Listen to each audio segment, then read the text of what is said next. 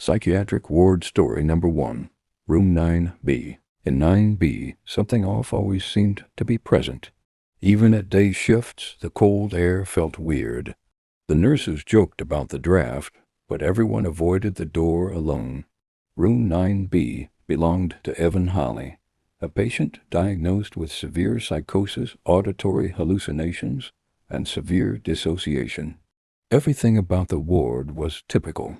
But the staff noticed something else about Evan. He didn't sleep at all, had been sitting upright in bed, eyes wide open, staring at the door for 7 straight nights. No movement or vocalization. The night nurse, Helen, was the first one to mention it. She reported that Evan's posture didn't shift, not a muscle twitch or a sigh. Just sitting there, staring at the glass window like he was waiting for someone. Everyone agreed to run a sleep deprivation exam. When they entered, everything was different. Evan didn't move or turn his head, showed no awareness. But when they looked closer, they realized something that made everyone on the ward step back. His pupils weren't dilating. No light or movement. No anything. It felt as if he was empty, drinking his way through it all. After the 8th night, sleep deprivation exam was done. The staff found him empty. No drugs, no neurological abnormalities, no signs of trauma or stroke. But there was something else. He was always sleeping, face turned toward the wall, in a dream, sleeping deeply, quietly, face turned toward the wall, as if finding a place to rest, but sleeping, deeply, quietly, face turned toward the wall, as if he finally found a place where he could rest. Psych Ward, the transfer order. This story details the staff involved in the failed transfer of patient E.H. East Wing. The transfer was never finalized. The paperwork still exists, though signed by someone else. 3 days after Evan Holly vanished from Room 9B, the ward administrator issued an emergency transfer order. As per the paperwork, no one requested it or even knew about it. The order was created at 2:11 a.m. with the instruction to relocate patient E.H. to Lower Ward 3, isolation. The ward doesn't exist anymore after a fire.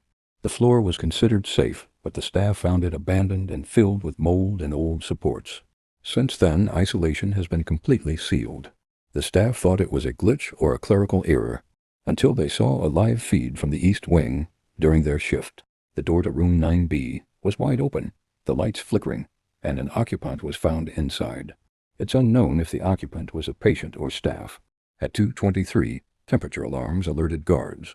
At 2:25, all East Wing lights were dimmed to 40% power. At 2:27, all East Wing windows froze. At 2:29, a live feed from Room 9B frozen. The video showed a door open to the hallway, not a patient or staff. A staff member, Mark Hollis, brave enough to approach the door, found the empty room and found no writing or evidence nearby. An incident report was filed, but Dr. Marino, the supposed physician signing off, was in another city at a symposium. No one seems to have had access to the hospital system. Security tried to delete the transfer order. The system refused and created it instantly. Meanwhile, Pat Callum joked about the system being haunted, and everyone shared a laugh. But the laughter stopped when Pat observed a strange thing about the live feed. The camera displayed an open door to Room 9B, but no one was in the room. Mark claimed to have locked that door during his shift.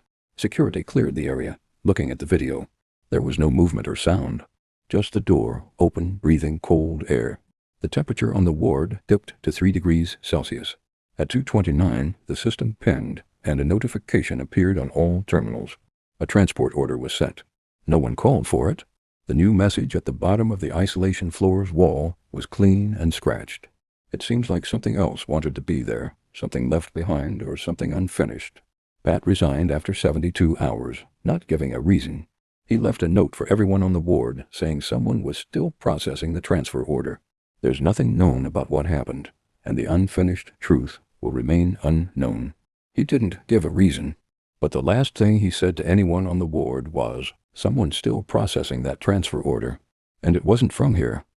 Psychiatric Ward Story Number 3, The Man at the Tree. Incident occurred on day 2 of patient D.H.'s admission to the East Wing. He was unfamiliar with the ward routines and patients, which was unsettling. D.H. was at the window quietly, reading a used paperback when he heard a sudden commotion down the hallway. He didn't know the staff, especially Tommy R., the screamer, who was warned about by everyone. Tommy had been in the ward for a long time, refusing medication and fighting with staff daily. The atmosphere was heavy, filled with distant muttering of long time patients who lost track of the outside world. The staff called him Tommy R., but the patients called him the screamer. Suddenly a door slammed. 2 staff members ran past without saying a thing. Then came shouting. Outside the ward, footsteps sounded toward the exit door. A loud metallic bang echoed as someone forced it open. From his angle, D.H. could see only part of the courtyard. A gray sky, wet pavement, a line of bare trees swaying in the wind. As D.H. watched, someone slipped through the staff without notice. He stood beneath one of the trees with rope in hand, slowly looping it around a low branch, with a calm, deliberate manner that was different from his chaotic behavior. The ward went silent. Even patients who usually shouted nonsense sat frozen, staring. A nurse grabbed a radio. Her voice shook. Code Blue, East Courtyard. Immediate response. Security now. But the screamer didn't wait. He slipped the rope over his neck and lowered himself toward the tree's trunk. D.H. watched it all unfold from behind the glass. The staff rushed outside, shouting for him to stop. Instead, he listened to the laughter coming from the vents. The laughter echoed, not coming from the patients but from Tommy himself. As the police arrived, he didn't struggle. He walked with the officers toward the entrance, where staff awaited with restraints and sedatives. They brought him back inside, and Tommy turned his head toward the window where D.H. watched. The last part of the story was hard to believe. Just past 3 a.m., laughter echoed through the vents, a laugh that sounded like it belonged to Tommy, and the last word he whispered before disappearing, "You're next," heard laughter echoing faintly through the vents. Tommy's laugh, the same one he heard beneath the tree,